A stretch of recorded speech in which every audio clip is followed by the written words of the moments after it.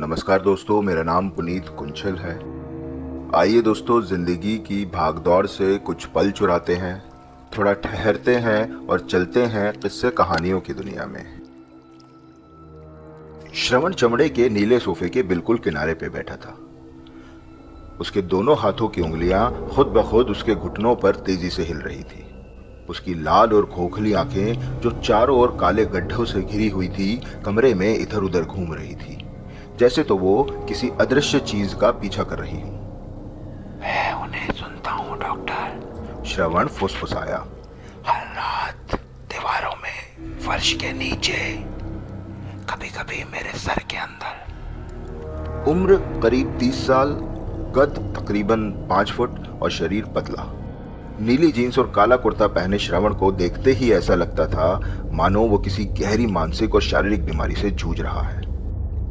सामने एक बड़ी सी टेबल के पीछे अपनी ब्राउन कलर की चमड़े की कुर्सी पर बैठी बड़े ध्यान से श्रवण को सुन रही थी 40 साल की डॉक्टर अलीना। उनकी नियोजित तरीके से बंधी हुई हरे रंग की कॉटन की साड़ी उनके ठहरे हुए व्यक्तित्व का परिचय दे रही थी। फिर उन्होंने बड़े ही संयमित तरीके से अपने चश्मे को आंखों से हटाकर सर के ऊपर किया और एक ऐसे व्यक्ति की तरह आगे झुकी जिसने पहले भी ऐसे ही हजारों कहानियां सुन रखी हों। उन्होंने अपनी पलकें झपकाई और धीरे से बोली, ये आवाजें, ये क्या कहती हैं? वो मुझसे बात नहीं करते, वो मेरे बारे में बात करते हैं, जैसे तो मैं असली नहीं हूं। श्रवण ने अजीब अजीब सी आवाजों की नकल करना शुरू कर दिया।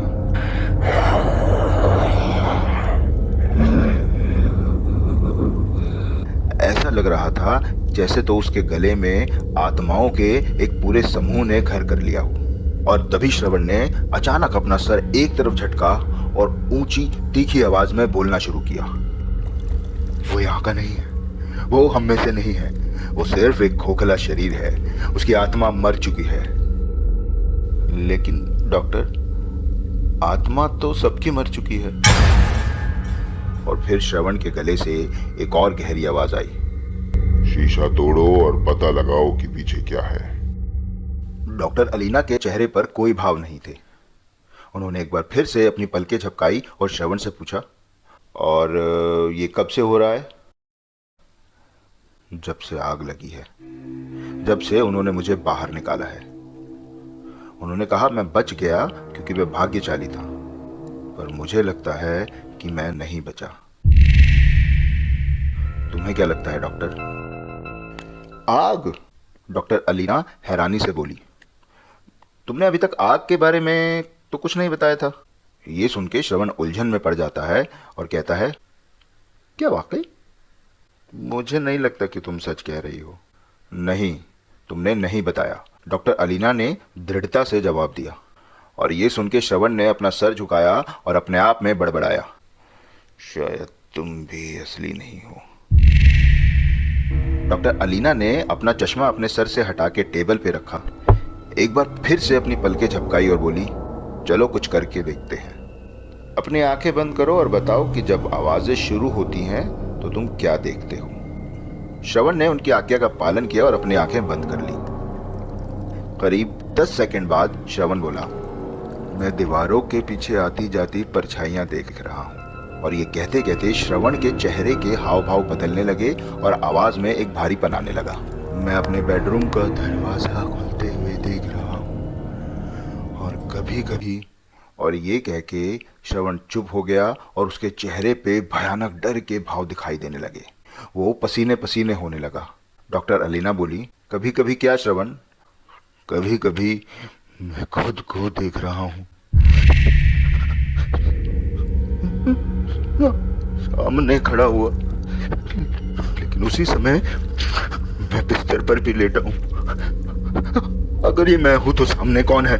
और अगर मैं सामने हूं तो बिस्तर पे कौन लेटा है?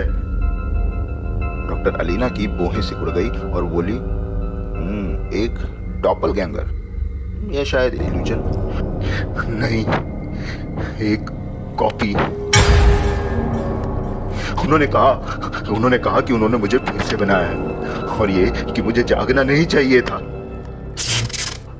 और तभी कमरे का बल्ब थोड़ा सा फ्लिकर होता है और श्रवण घबरा के अपनी आंखें खोल देता है और कहता है, देखा आपने भी देखा ना? डॉक्टर अलीना कहती है, क्या श्रवण?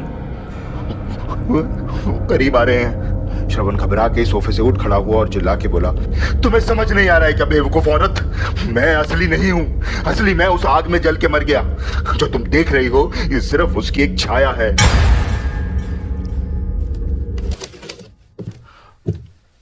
और फिर श्रवण वहां दीवार पे लगे आईने के पास गया और पीछे बैठी डॉक्टर के प्रतिबिंब को घूरने लगा और फिर अचानक बड़ी शांति से बोला, एक बात बताओ डॉक्टर, तुम्हारा प्रतिबिंब तुम्हारी पलके झपकने से पहले ही क्यों पलके झपका रहा है?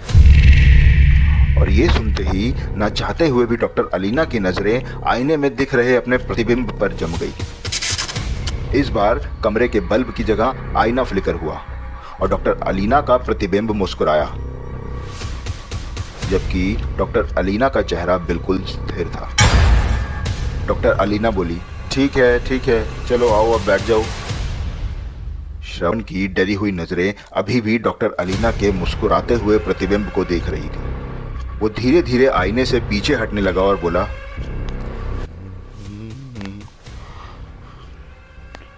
तुम भी उनमें से एक हो। तुम कोई डॉक्टर नहीं हो, तुम ही वो चीज हो जो मुझे दीवारों के पीछे से घूरती है। डॉक्टर अलीना उठ खड़ी हुई और बोली, मैं तुम्हारी मदद करूंगी श्रवण। श्रवण कहता है, नहीं, तुमने झूठ बोला, तुमने कहा था कि ये सच नहीं है।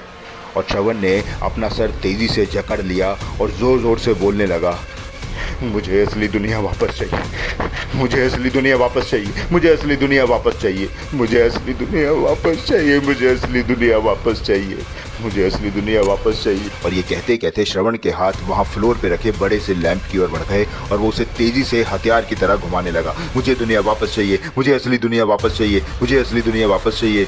डॉक्टर अलीना चिल्लाते हुए श्रवण की ओर बढ़ी, मेरी बात सुनो श्रवण, तुम डरे हुए हो मैं जानती हूँ, लेकिन तुम अकेले नहीं हो, बैठो और तुम मुझे बाहर नहीं जाने दोगी।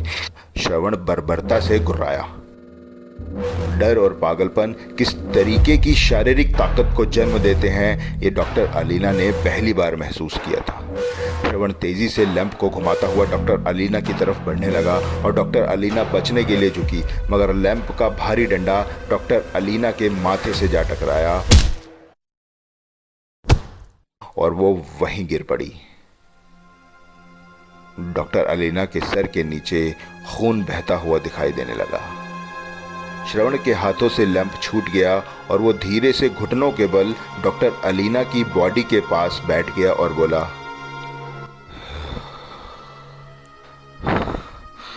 अब तुम उनमें से एक नहीं हो।